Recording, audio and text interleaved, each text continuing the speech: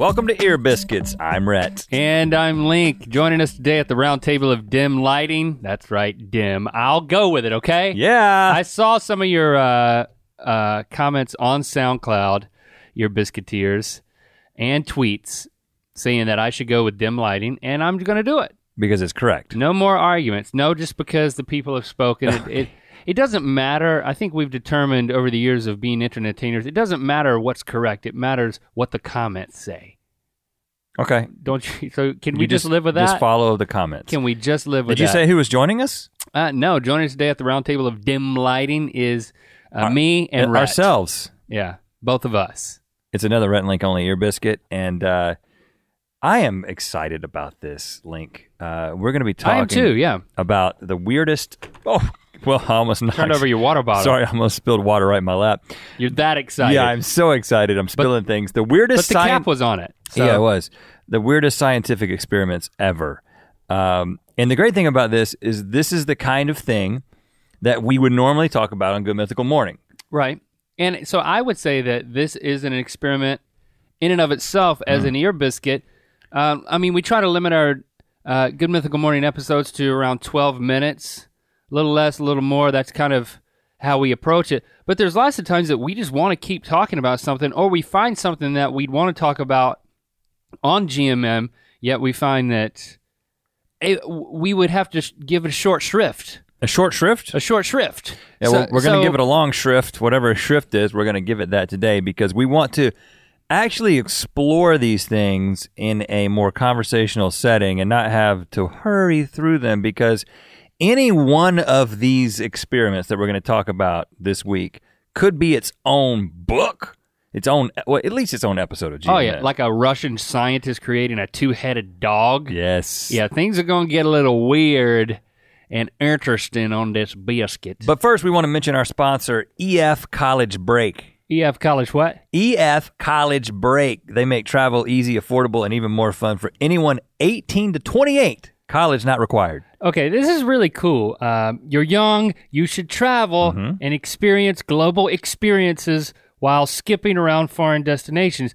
But the fact is, it's logistically difficult. You can spend hours searching the internet for flights and hotels and coordinating transportation between cities with sites and getting tickets for sites in advance and dealing with closures and cancellations and delays. That sounds complicated.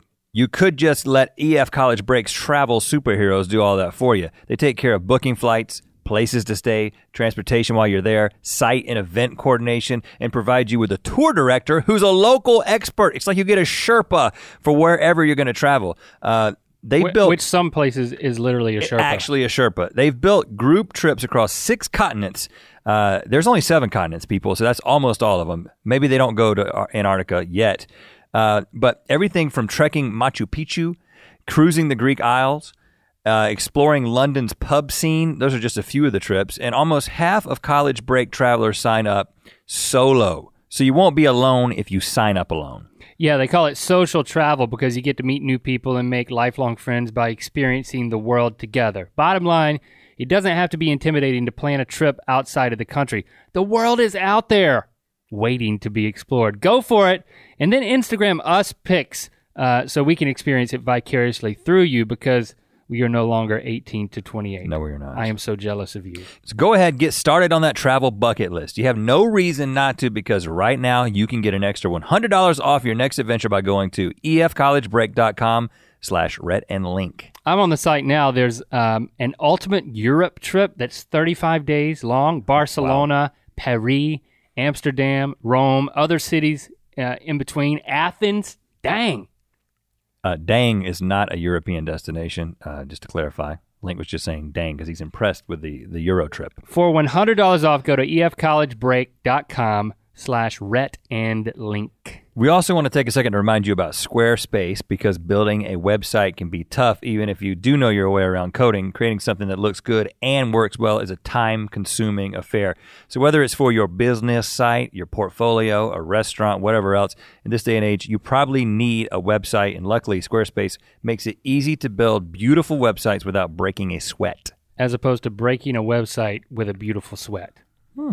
Squarespace provides simple, powerful, and sleek website templates for you to work with. Templates that automatically scale to look great on any device. Muy importante. Every website you build also comes with a free online store if you need it. Just need something minimalistic but powerful? Their cover page feature also allows you to set up a beautiful one-page online presence in minutes. Before Squarespace, people used to have to fashion websites out of actual web. They had to gather it from spiders. I've heard that before from you, like a few days ago. I'm not even more convinced. But seriously, you can't beat the ease and the value. Squarespace gives you 24/7 online support and a beautiful website for only $8 a month. You can even get a free domain if you buy Squarespace for the year. So what are you waiting for? Start a free trial with no credit card required and start building your website today. When you decide to sign up for Squarespace, make sure to use the offer code Rhett and Link to get 10% off your first purchase and to show your support for Ear Biscuits. And we want to thank Squarespace for their support of Ear Biscuits. And now let's get back to the biscuit.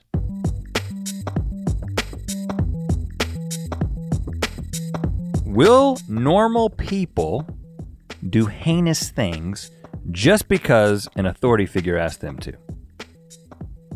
I'm going to say, is this a rhetorical question? You can answer it. You're here. Is it rhetorical? Yeah, but Link can answer it. I'm going to say yes, because that would make an interesting experiment if that was proven. Well, and a boring experiment if it wasn't. What if you... Why would you be talking about it? What if you were asked to murder an innocent person as part of an experiment? How do you think you would respond to that? This is an experiment? Yeah. Okay, I'll go with you. Of course not. You think that. We'll come back to this answer.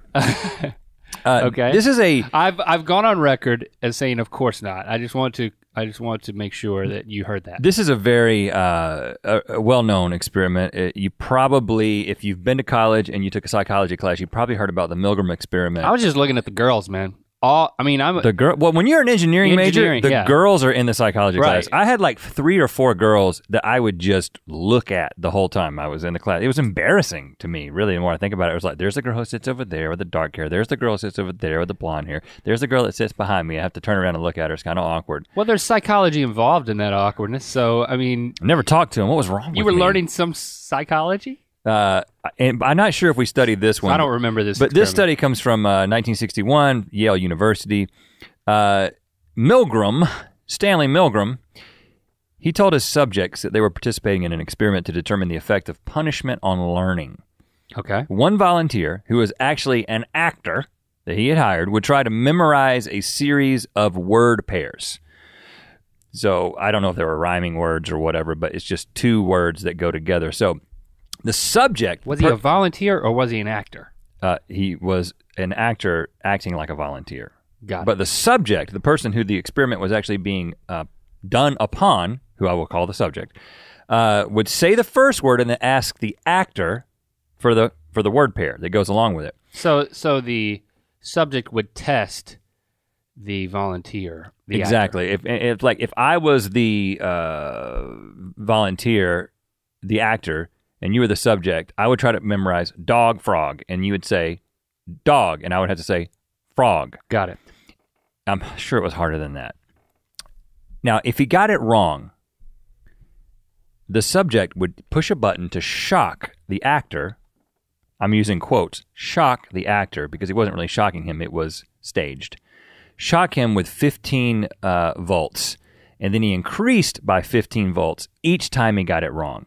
Okay, so the guy... This begins to add up quickly if you've ever been shocked. So he would actually, the actor would get it wrong, and then he would act like it hurt. Exactly, and once the shock level got to 120 volts, about 120 volts, which is pretty serious, the actor would start saying, hey, this really hurts. He would protest. In 150 volts, he would, as expected, again, he's acting, but you don't know that as the subject. He would start screaming and demanding to be let out. Let out of what? I don't want to be in this experiment anymore. This is crazy. I'm dying here. Stop this. You understand what I'm saying?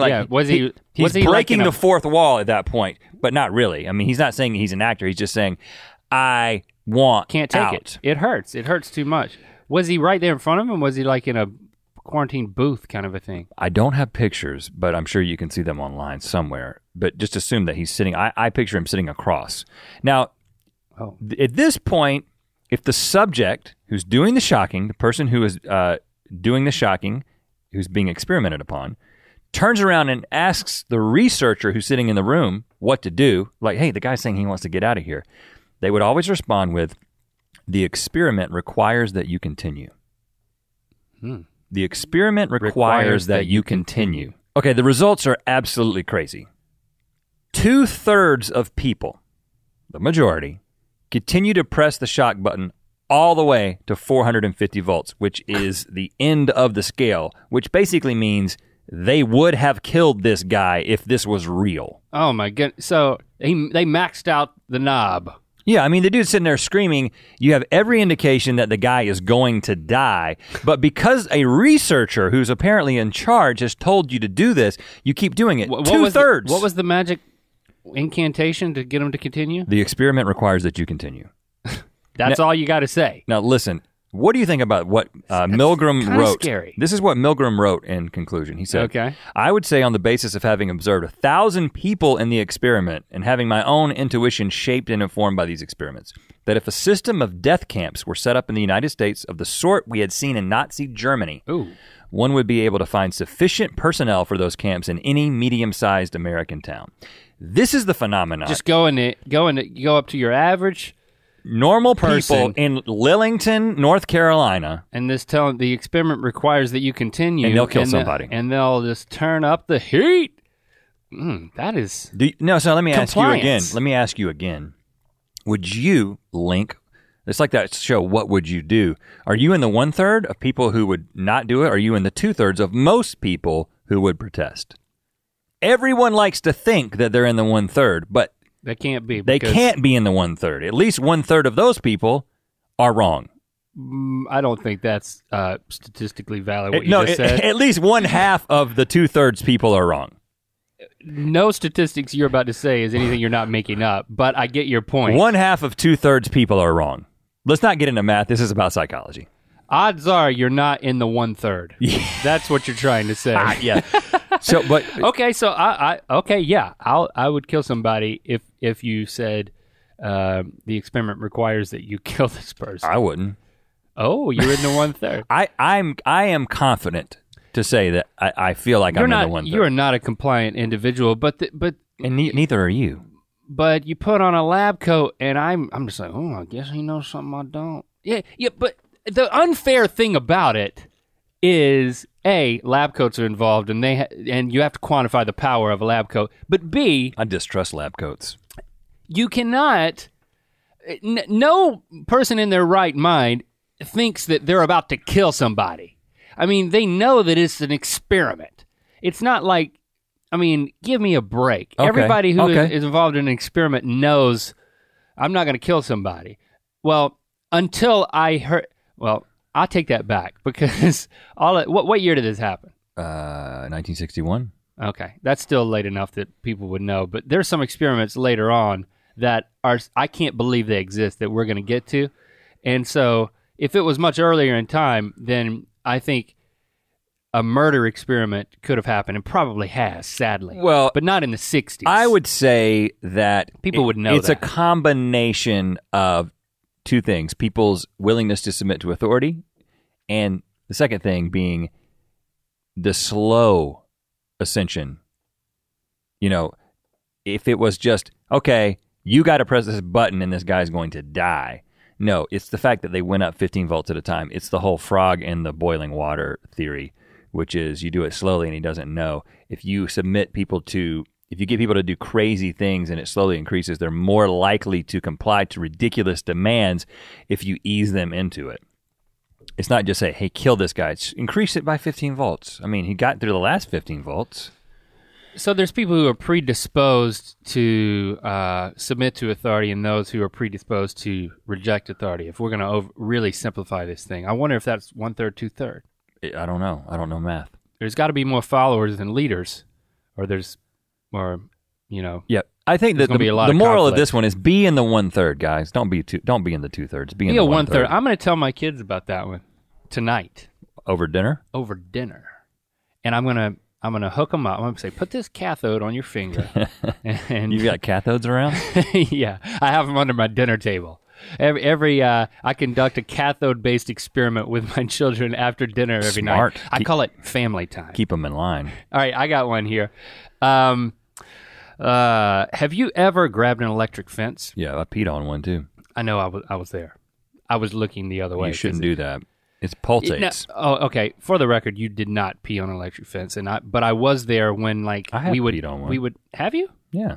So I wasn't there for that. But I've grabbed one, I've stepped over one and grazed it accidentally. But it's like a ball of electric current goes through you. It makes you feel alive, And it pulses. That's the thing that's so amazing about it. Have you ever seen a dead guy grab an electric fence? No, I don't think that could happen. Well, it does if there's like a scientist that makes him do it. A scientist was there. In 1780, Luigi Galvani, an Italian anatomy professor, found out that you could make the limbs of a dead frog twitch. Now, see, you're talking about frogs. I'm going to talk about frogs. Okay. Make a dead frog twitch by giving it a shock of electricity. That makes sense to And me. then scientists all over Europe began to copy this dude's experiment. Hey, you hear about the guy doing the frog That thing? sounds like fun, Let's all man. get in on that. It's like, it taps into like what all little boys want to do. They like to shock things. Yeah, and see him or move. burn things. Right. Or break things. But one Italian physicist, Giovanni Aldini, had bigger plans. Mm-hmm. He thought, what's better than electrocuting a frog? Perhaps a corpse. That's right, a human corpse. Yeah. And this was no secret experiment either. Aldini took a tour all around Europe demonstrating shocking corpses. Well, this is back... This was 1803. Okay, yeah, so this is a good time for that kind of thing. This is back when you could show up at a state fair and there'd be a scientist like shocking a dead body. I mean, what happened? That's the good old days. Use the term scientist very liberally back then. Okay, his most notable demonstration happened on January 17th, 1803, when he hooked up a 120-volt battery to the body of an executed murderer.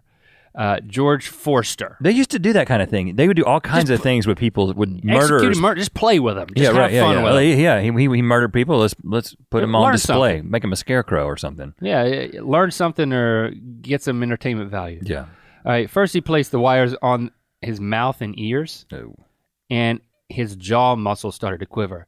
And then Aldini would start like making the murderers like he was talking. Ventriloquist? He didn't do that. I don't believe I'm that. sorry for my crimes. You're making that part up. I did make that part up. But he did put it on his mouth and his ear. And his jaw muscles quivered. Then his left eye opened and looked at the audience. He shocked him and his left eye opened. No, I'd pay to see that. It was a reverse wink from a dead murderer. Wow. Yeah, I'd pay 5 tickets at the fair for that. I'd do $1, which is what used to be the cost of seeing the world's largest horse. Okay, grand finale, Aldini clipped one wire to an ear and stuck another wire up the rectum. Wow, that's the butthole, right? Okay, Forrester's corpse shook and shuddered all around the table. The London Times described it thus, quote, "It appeared to the uninformed part of the bystanders as if the wretched man was on the eve of being restored to life." Like he was coming back to life is Right. what they thought. Well, when a person moves, it's usually a sign that they're alive. Or that you're killing him. But if he was already dead. Yeah. So, I mean, I think this is less of an experiment. I guess there's stuff to be learned in 1803 by doing this and just more of a really cool demonstration. I mean, I was taught as a third grader the difference between a demonstration and an experiment, and the difference is whether you can charge admission to it. I think. Really? Well, this is definitely a demonstration, but the interesting thing about it is I guess at this point they were beginning to discover from a serious scientific perspective that muscles are activated by electricity. Yeah. So, I mean, and there were other researchers who tried electrifying corpses hoping they could bring them back to life. You know, that was part of it. Can we bring these people back? Right, exactly. And, you know, if they put them Did they? Not that I know of. Okay. But these experiments were inspiration for Mary Shelley's writing of Frankenstein, which that was makes sense. 1816 is when she wrote that. Right. So that's why, Frankenstein had the little nodes on the side of his neck. neck. And that's where you hooked him up. I haven't read the document The novel. But it's not a document. It is a novel. You've seen a movie, I'm sure. A novel is a document. I've seen pictures. It's a very long document. I have not seen the movie either. But I would go and see this guy if he did that. You know, do you think it's wrong? We ethical?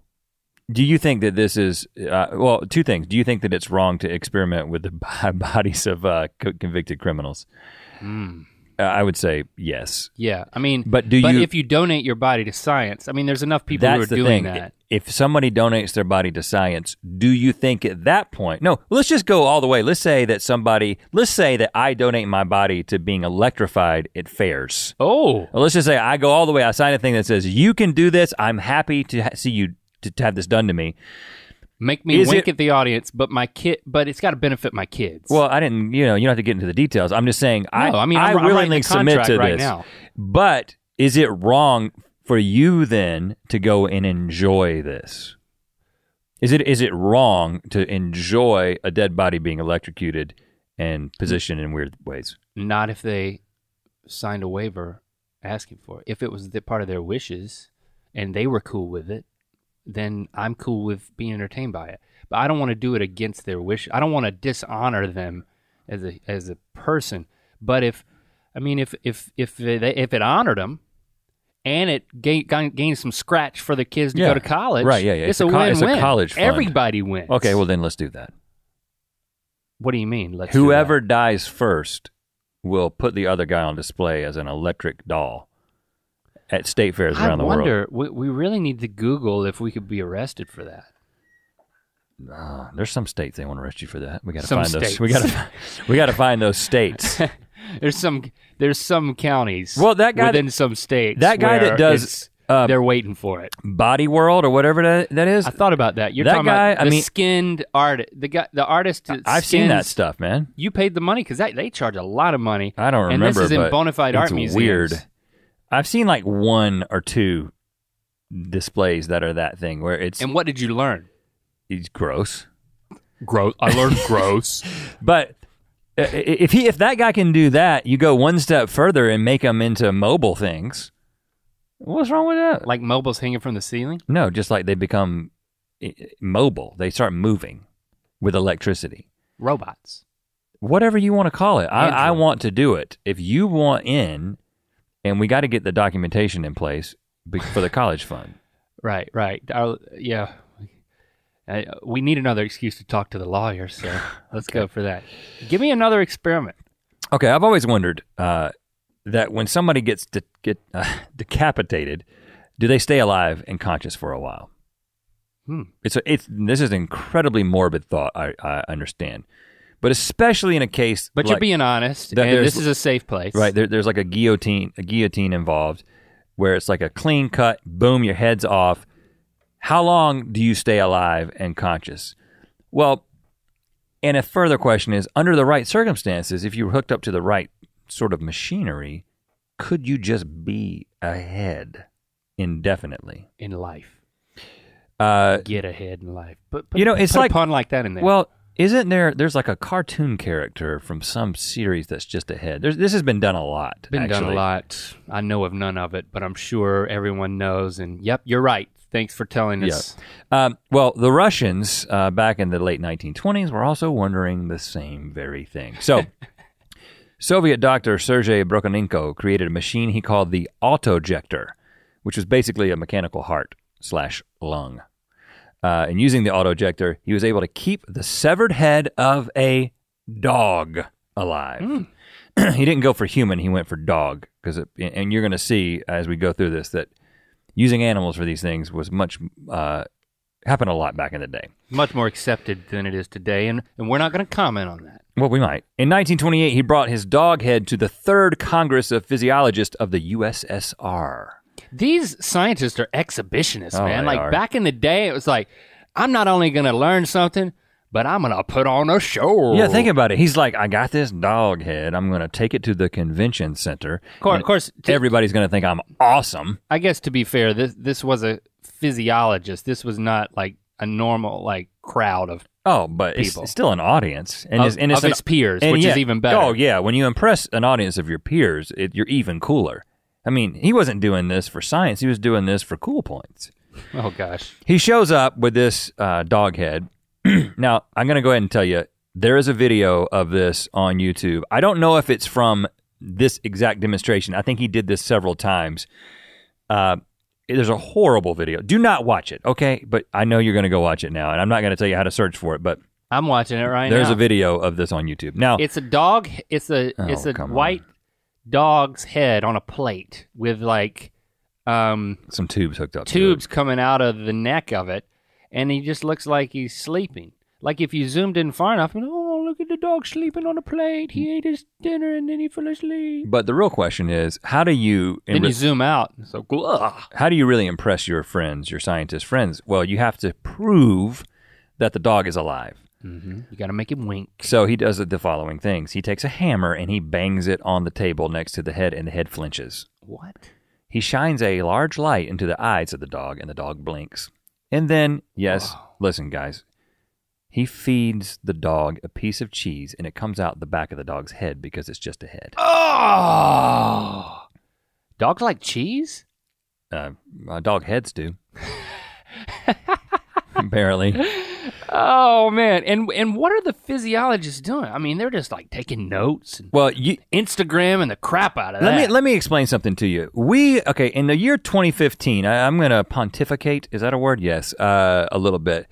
In 2015, we know a whole lot of things, right? Yeah. And it's when we see stuff like this, it's just, this is heinous, this is wrong, poor dog, this is crazy, these people were nuts.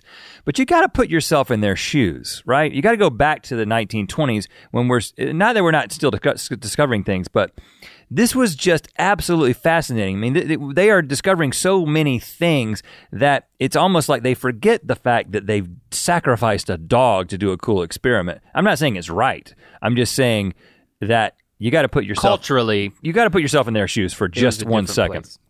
But what ended up happening with this severed dog head is it became a phenomenon in Europe. It became a sensation. Like they gave it a name. Everybody was talking about it. He had his own talk show. Like, hey, feed me a piece of cheese. Well, the dog didn't live for that long, but it didn't live indefinitely. Did he have a TV special? Not even. Well, TV was. It was pretty rudimentary back there. But I will say that playwright George Bernard Shaw, you may have heard of him, was quoted as saying about this dog, "I am even tempted to have my own head cut off so that I can continue to dictate plays and books without being bothered by illness, without having to dress and undress, without having to eat, without having anything else to do other than to produce masterpieces of dramatic art and literature." So he saw this as an opportunity. He wanted to be a head. To simplify his life and, just focus on one thing. I mean, come on, Mr. Shaw. Well, okay. Let me just ask you. Life is more than just your occupation, man. Your masterpieces of dramatic art and literature. But you tell me, if it was an option for you as you got old, let's say in this world, there's a new rule. When you're 90 years old, if you've made it to 90, what we do is we cut your head off. We either let you just go on and live and then die normally, or you can get your head cut off and you can be a head on a plate for like a guaranteed 50 more years. Would you do it? For 50 more years? 50 more years. You'd be a head on a plate. Answer that one, because then I'm going to add something to it. So a 90-year-old head on a plate. Yeah, but 90-year-old head's fine. You don't have to worry about the 90-year-old body decaying anymore. I thought you were going to put me on a robotic body. Well, yeah, I'm going there. Oh, I'm sorry. What about a plate? Would you be on a plate? I'd shine light in your eyes around conferences everywhere. Yes. I'll do it for the kids again. Daddy's head on a plate. Well, your kids will be like... Not for their entertainment. For their 65 years old themselves. You'll do it for the grandkids. You'll do it for the great-grandkids. I'll do it for the great-grandkids. You're right. Okay, now, easy. Well, you said yes to that. I thought you'd say no. I was going to up the ante. I'll say no. That's gross. Oh, I'm not going to be a head on a plate. Okay, now you get to be attached to a robotic body. An awesome RoboCop body. No, it doesn't even have to be awesome and RoboCop-ish. Well, okay, what is it, like a Wall-E? It can just be like Wall-E, yeah. Okay. It can just look like, it can just be attach it to the front of a car. I mean, like the hood ornament of like a car. Like the hood ornament. Like, but you can control the car. It's like a huge Cadillac, but you now can. Your head controls the whole car. I'd make car noises when I drove around. Well, you wouldn't have to do that. There's still an engine. But that would be cool, right? Yeah. Well, Here I am. And then I could get my head attached to a car. I'd probably go first because I'm a little older than you. I'm a year older than you. Right. You'd be even a caddy. So I go first, and then a year later, you become a car. I'd be on a little smart car so I could get into things. Like I could still go to the opera. Well, I'd be on a scooter then. Wow, scooter. A scooter head ornament. There's no hood on a scooter. That's just head on ornament. top of the handlebars. Head hood ornament. So, but seriously, if my head could be put on a robotic body at age 90, that'd be awesome. I'd totally do it. I'm totally in. Scientists, please figure that out. Oh, yeah. You want me to give you another experiment? Yeah, I do. This one's not going to be gross at all. And this one has nothing to do with dogs at all. Or dog heads. Let's go there to the outskirts of Moscow. Vladimir Dimitrov, a Soviet scientist, had access to some German shepherds. Oh, that's all it takes is a Russian scientist to have access to German shepherds around 1954. Yeah. He said to himself, I know what I'll do. I'll take the head from that dog and attach it to this dog. Boom, two-headed dog. Oh, gosh. Yes, he created a two-headed dog in a lab. A two-headed dog. Both heads viable. He started with a full-grown German Shepherd. Then he took the head and shoulders and front legs of a puppy. Oh, gosh. German Shepherd. And grafted them onto the neck of the full-grown German Shepherd. And there's photos of this. Both heads were alive, as I said, and he did this multiple times. Now, people ask him why, and he said that the dogs were part of a continuing series of experiments in surgical techniques so that he could learn how to perform a human heart and lung transplant. Okay, because as we know, sounds like an excuse. Human hearts and human lungs are totally synonymous with German Shepherd puppy heads. Well, I will say you don't know that. I mean, first of all, I think a lot of these things are motivated by just, scientists who are a little bit off their rocker, a little demented. But the weird thing that you definitely have to admit is that these guys figured stuff out. It worked, and there's stuff to be learned. But let me guess, did he parade it around, you ask? Yes. All around the world, he took his two-headed dogs. Journalists would gasp as both heads simultaneously lapped up bowls of milk, and then they'd cringe as the milk from the puppy head dribbled out of the unconnected stump of his esophagus. Oh, come on. I'm just, sorry. I couldn't watch that. I'm sorry. It's just like the cheese. I'm a pretty messed up dude, and I couldn't watch that. You watch it with one eye closed. You think so? Yep. Mm-hmm. One eye closed, goodness. One eye open, and then the other eye would open, and both eyes would be looking at it. Because I know you. I mean, how many times you get to see that? You can't do it now. If you travel back in time and you were there, you'd look, I think, with both eyes. The Soviet Union boasted that the dogs were proof of their nation's medical preeminence. So they made it a political thing. Who else has put a puppy on a dog? Puppy head. Over the next 15 years, Dimitrov created a total of 20 two-headed dogs. Wow. None of them lived too long. They succumbed to problems of tissue rejection. Oh, really? There were problems with this? Yeah. The longest one lived like a month. And another surgeon beat him to his goal of learning how to perform a human heart and lung transplant. Because he was probably trying human hearts and lungs. Well, that's got its own set of complications, but that was Dr. Christian Barnard in 1967 who did that. But Dimitrov is widely credited with paving the way for it. So, okay. I mean, it's hard for us from this vantage point, especially as, comedians, to not just poo-poo this thing or to ooh-ooh this thing or to judge this thing. But I don't know. I'm not taking up for it, but I'm just observing. Well, you're getting into people make a connection between the heart and lung transplant and the two-headed dog. Again, when you're on, and the connection is at the neck, by the way. Right at the neck. Not completely though, because the milk still comes out the back of the puppy's head. Right. Listen, the esophagus stump. I have a feeling that 99% of the people listening to this Ear Biscuit are like, oh, this is horrible, and this is the worst thing ever. And clearly, if I had to make a long list of things that shouldn't be done and things that I don't want to see, puppy attached to dog is probably on that list. But it's interesting when you're on the side of the benefit of all these things, how easy it is to say.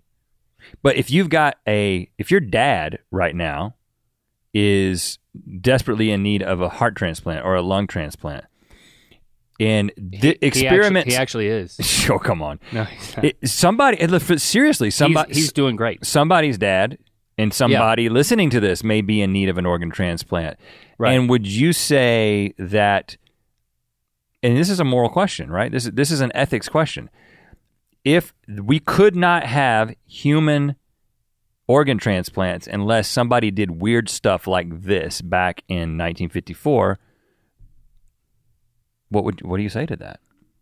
Does that mean that, I wouldn't do it. I don't want my dad to get a heart transplant. I don't want my dad to get a lung transplant. We're really getting on the whole. Hey, the debate rages on, and I'm not intimately acquainted with it. And I'm not stating on one side or the other. Right. I'm presenting the interesting ethical dilemma. Dilemma, yes. It is one. You can't deny it. You can't just say, nope, you can't do that. You can't do that because, sometimes people benefit. And there's whole college courses on that too that I'm sure pretty girls were in those classes too, like ethics. I never took any of those ethics courses, so I'm going to deflect your question and make a joke about pretty girls in ethics college classes. Well, let's continue on. Let's see what else people have done. How about this? Imagine if you are a bullfighter. Okay, I'm there. Eyes are closed. I'm waving the red blanket, whatever that thing's called. It's 1963 in Cordova, Spain. Hola. And your name is Jose Delgado. Tatanka. That's different. Native American, but this is Spain. Well, it's Costner. There's a bull charging right at you. Okay, I'm scared. I'm peeing my pants a little. And you have a remote control. Yeah, I carry one with me at all times. And as the bull charges at you, you're seemingly defenseless. You're standing there.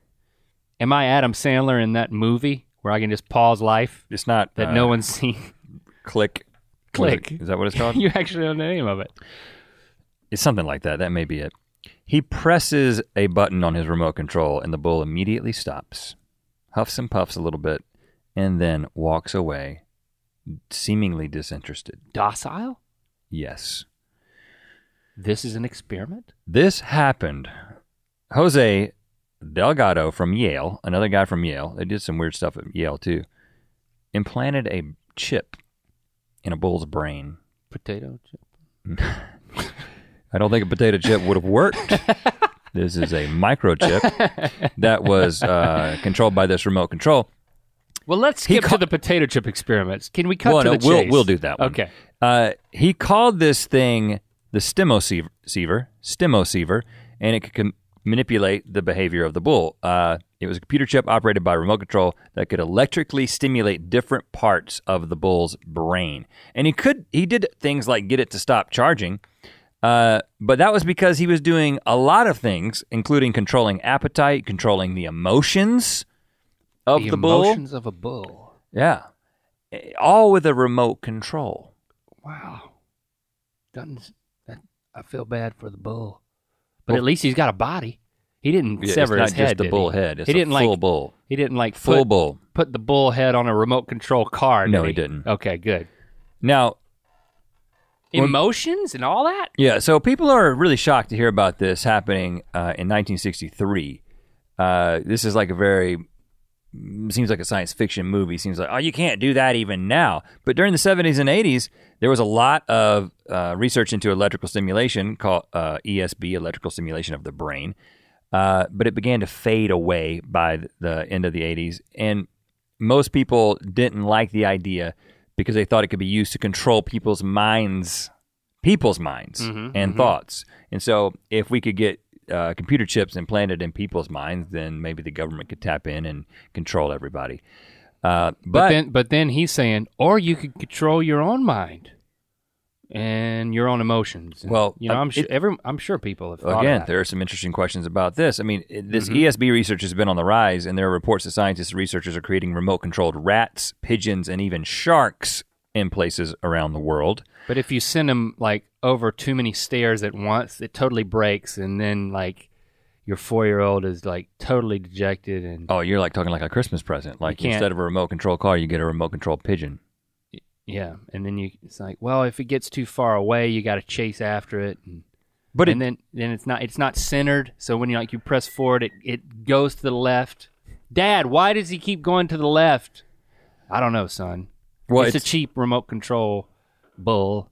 But the batteries don't run out. That's the worst part of a remote control car. Is like you get like 10 minutes.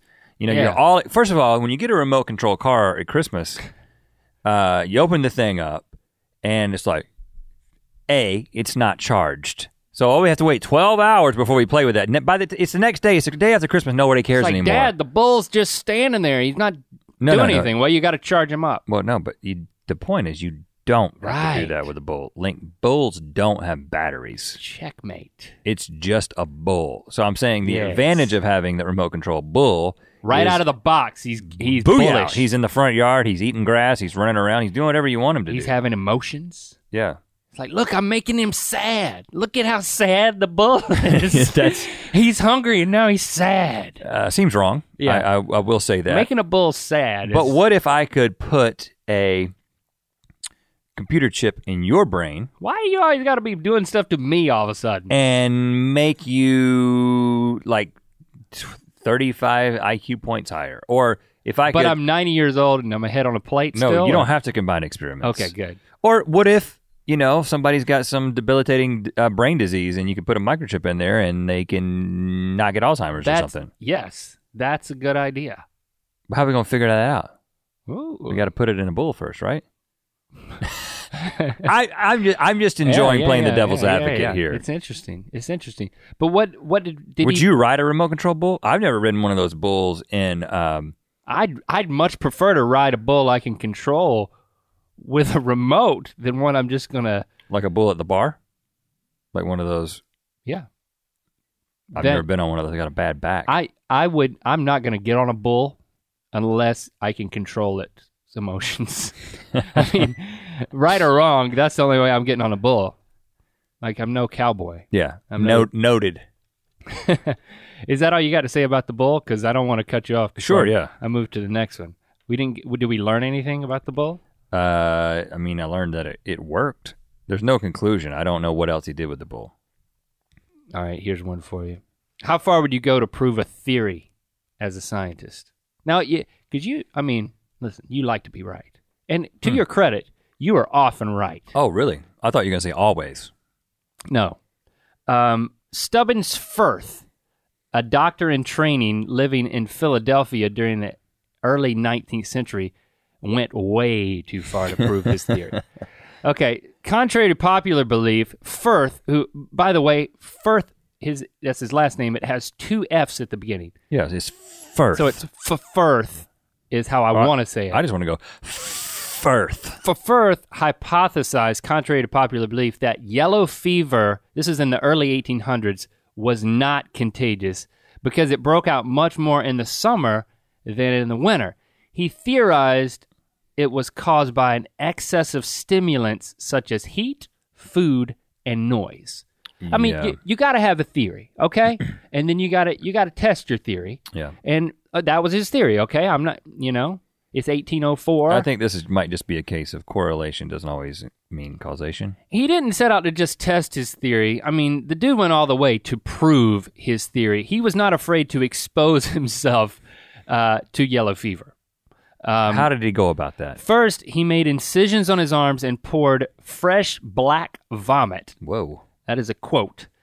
Obtained from a yellow fever patient into his cuts. Hold on. So when you get yellow fever, you make black vomit? Fresh black vomit black and yellow. That's what the song means, yeah. Yeah. It's all about yellow fever and the black vomit. Smearing the fresh black vomit in his Why is cuts. it black? Because of the fever.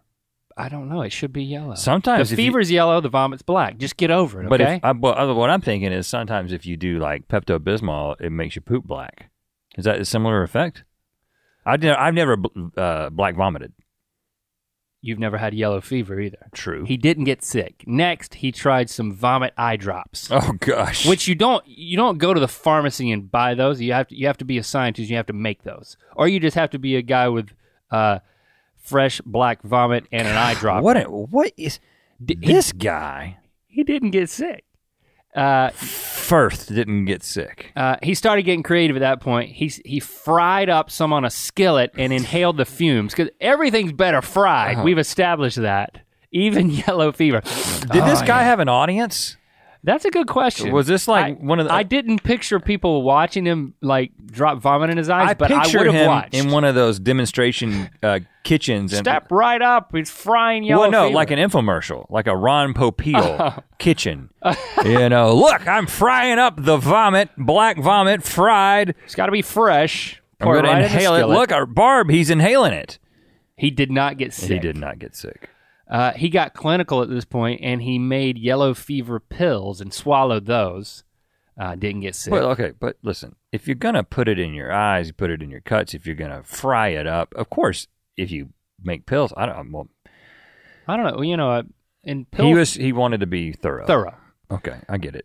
Eventually, he was like, "Screw it! I'm just gonna drink entire glasses of pure, undiluted black vomit. I'm just gonna drink. I'm so thirsty."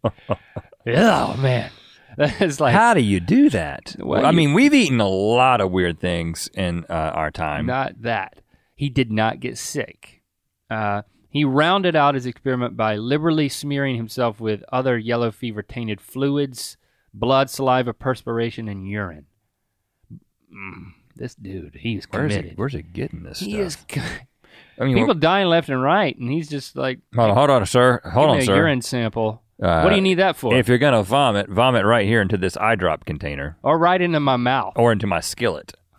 Oh gosh. Please vomit directly into the skillet. The dude's totally healthy. Well, maybe he's just got immunity to yellow fever. He proved his theory. Right, yellow fever is not contagious. Proven by Firth. Actually, yellow fever is very contagious. Oh, but science fail. We now know that it requires direct transmission into the bloodstream, usually by a mosquito. All the dude had to do was get him a mosquito. Oh, all he had. Well, if I would have told him that, I'd be like, "Oh, you mean to tell me I've been drinking vomit all this time? All I had to do to die of yellow fever was get a mosquito." I've been trying so hard to die of yellow fever. Just get a mosquito. Now, so it was a miracle this dude remained alive. I mean, with all these experiments because what else did this guy do? I wouldn't read a book about Stubbins Firth.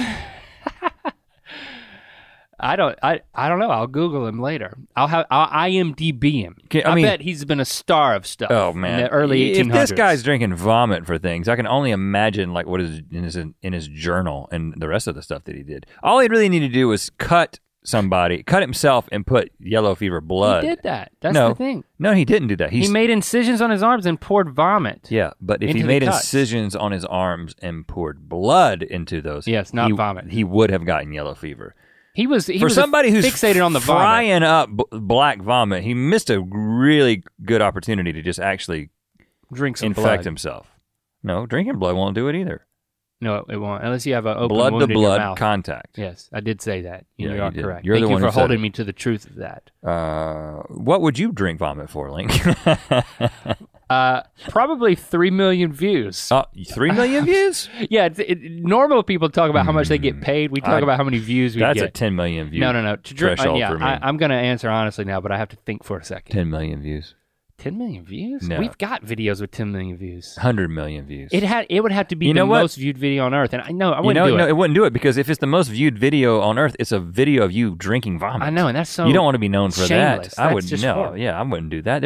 It's like a feedback loop. It doesn't. By the time it gets worth it, it doesn't make sense anymore. There's no way I would drink vomit unless it was to like save the life of someone that I loved. But that's an interesting experiment. Or maybe just save the life of anyone. Put the fresh black vomit in a cup, parade in YouTubers, and then just start promising views and see who goes for it first. I'm gonna shock this person unless you drink this vomit. No, it's purely a view experiment. What would you do for views? Oh, my goodness, it sounds like a that's reality a show. A dirty reality show. Gosh. It's like makes you feel creepy What would you do for watching views? You can't turn away. We should produce that and have nothing else to do with it. Not be associated publicly with it at all. Put under a different company with a different name. Right. Like shamefulproductions.com. A Rhett Link subsidiary. It would still have to say that. Wow. Yeah, I mean, we came up with a good idea. Can we move on from the black vomit? We can. Our last experiment comes from a graduate student from the University of Minnesota in 1924. Now this is a graduate student that apparently had unprecedented access to the school's collection of rats. Carney Landis was First his name was Carney? Carney, yes. You know he's up to no good. He was studying psychology, and he wondered if people make the same facial expressions when exposed to the same stimuli. Now, you may remember that we did this experiment, or we talked about this experiment on Good Mythical Morning. We did the thing where they had done an experiment where they told people to capture two different emotions together, like happy anger, or sad anger, or happy surprise. And then we did them. We tried to do it, but then there was like a guy. The findings were that there was a standard response. To people these things. Around the world, cross-culturally, would do this. Make approximately the same expressions to capture the same emotions. Now, this guy back in 1924. In other words, to prove that, like in another country, when you're really angry with somebody, you don't smile. Exactly. People instinctively smile when they're happy, and they frown when they're sad, and much, much more specific than that. In other words, facial expressions are not cultural. At least not exclusively cultural. But this one gets a little cray-cray. This one's weird. Okay, so this graduate student gets his fellow graduate students to be his subjects. Then he paints lines on their faces so he could see their facial expressions better. Where was he, like on the other end of a football field or something? No, he just wanted to be very, very precise. Oh, okay.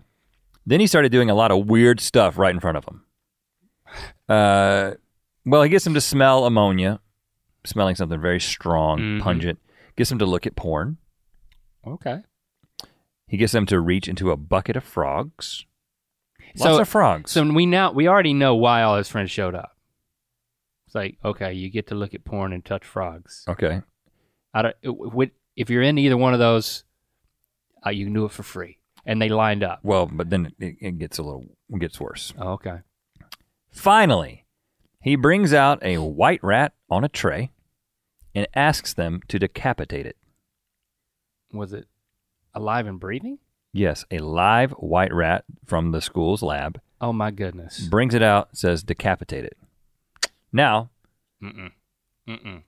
if you remember our first experiment, Link, what percentage of people were willing to murder the guy in the first experiment? 75%. Nope. 66%. Exactly, 66.6666666666666%. Oh. 2/3 of these people decapitated the rat when asked to. You're kidding me. What? No! 2/3. It's one thing to shock a screaming person who you don't really believe is going to die. It's another thing to murder. Oh my gosh. Did you just make that weird noise with your mouth? I drank some water and then it was the sound of a rat decapitation. I was picturing that and then you made that noise. It was really unpleasant. Sorry. Now, but let me tell you a little, heinous. Let me tell you a little something about Carney. For the other 1/3, he decapitated the rat for them. When they wouldn't do it, he would step in and do it? So 3/3 of all rats were decapitated in this experiment. That's all rats. Dang, Carney. So this guy sounds like a Carney. This guy was demented. He was missing some teeth and he was like, had his hand on the lever of the Here, Ferris let me wheel. do it. Here, give me that rat. It's like, give me 5 tickets, I'll let you go around the Ferris wheel twice.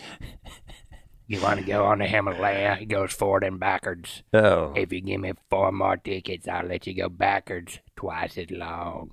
So this guy, it makes me wonder. You see this rat? Is it... Chop his head off and let me take a picture of your face while you're doing it. This is Hold for on. science. Let me draw some lines on there first. Let me draw some lines on your face first. Let me Be still. Let me paint your face and decapitate a rat. You don't want to decapitate the rat? That's fine. I'll step in here and do it, but make sure you look at it and smile for the Instagram. So do you think that, we'll get into the results of this experiment in a second, but do you think that people go into these fields, at least back in the day when you could do all this weird stuff, because they're demented? Do you think that people go into science so they can decapitate rats? Because there are people who like to do this kind of thing. Yeah, and I hope so. Serial killers. Because the other explanation is disturbing. That normal people are just going to do these things and be cool with it. Right, because I want to know that they're demented. Because I would venture to say that even if we were doing this podcast back in 1924, which is impossible, there were no podcasts back then. There were radio programs. Listen, people suspend their disbelief the moment they press play on an Ear Biscuit. Really? Yeah, so go with it. Okay, so we're doing this podcast back in 1924. 2/3 of the listeners would have done this, would have decapitated a rat when their friend, Carney, their friend who they know is named Carney, asked them to do this. He's already gotten them to look at porn and reach into a bucket of frogs. And then he asked them to decapitate a rat. 2/3 of you people would do this. But I would venture to say that 99% of you think that you wouldn't. And you say, well, it's a different day and age. We're not in 1924 anymore. But there's something, and maybe that's true, but there's something that is being revealed. You know, it's probably a lot of things. Compliance. There's lots of factors here. Again, it's going back to the first one with the making people squeal and scream and taking the dial up to 11, so to speak. Was that where he went with the experiment?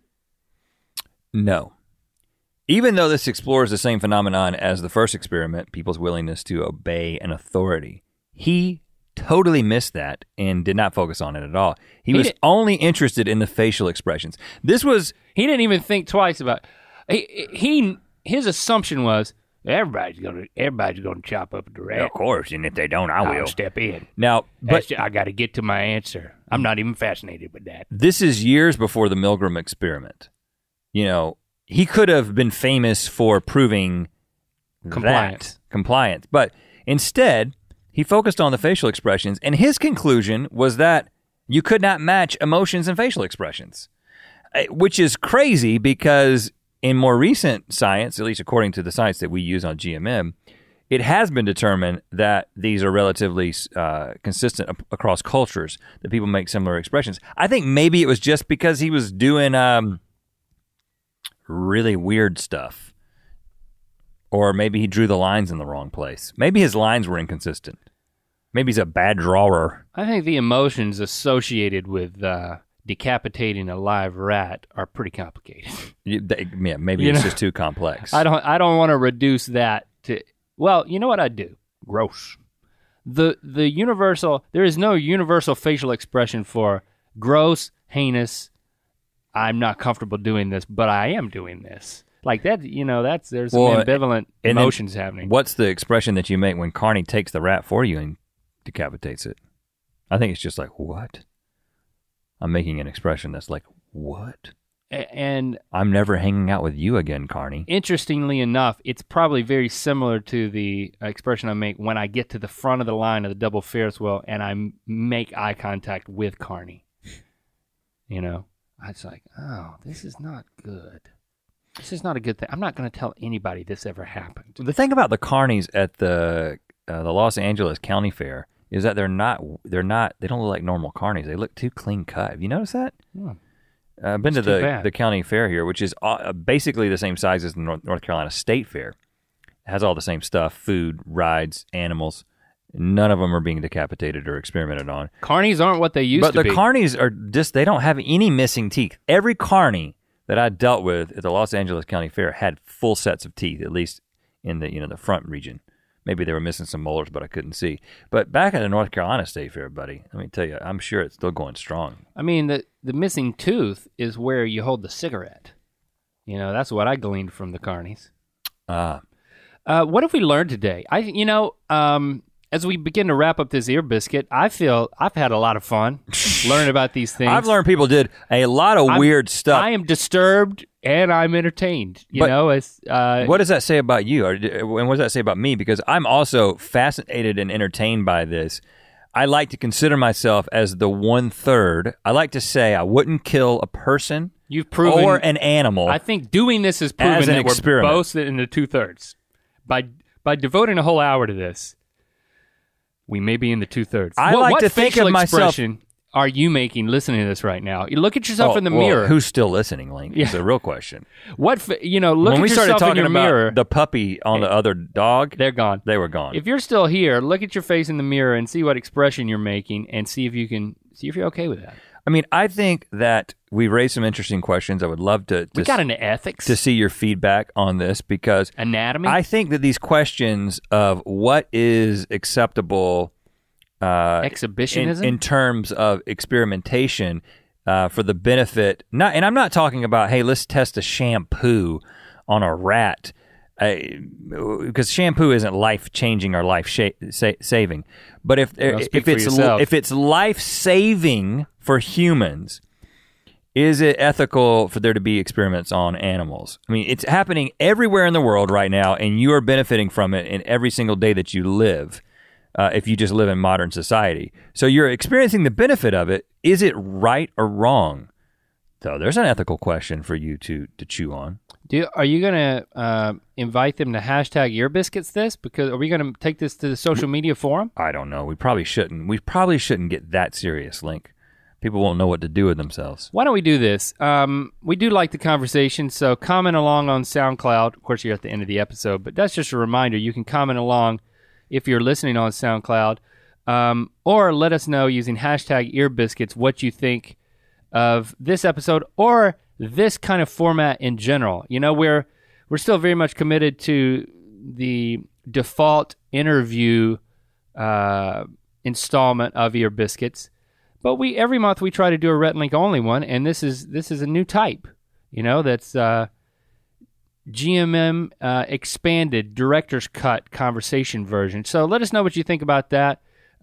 We also appreciate you leaving an iTunes review. And I'll leave you with one question, a more pointed question, not just the sort of esoteric question of, you know, what should we do to animals to benefit humans? More precisely, would you decapitate a rat if you knew that it would save someone's life somewhere in the world? Yes. I bet you there are people out there who say, no, I'm not going to do that. Because if you say yes to that, then it's a difficult question to see, well, where does that lead? Where does it lead, Link? Dun, dun, dun. That was my deflection. I'll go ahead and tell you right now, if Carney gave me a rat and said, if you decapitate this rat, it'll save a person's life, I wouldn't hesitate to do it. What if it would save 2 rats' lives? That's a good question, Link. Right, equal.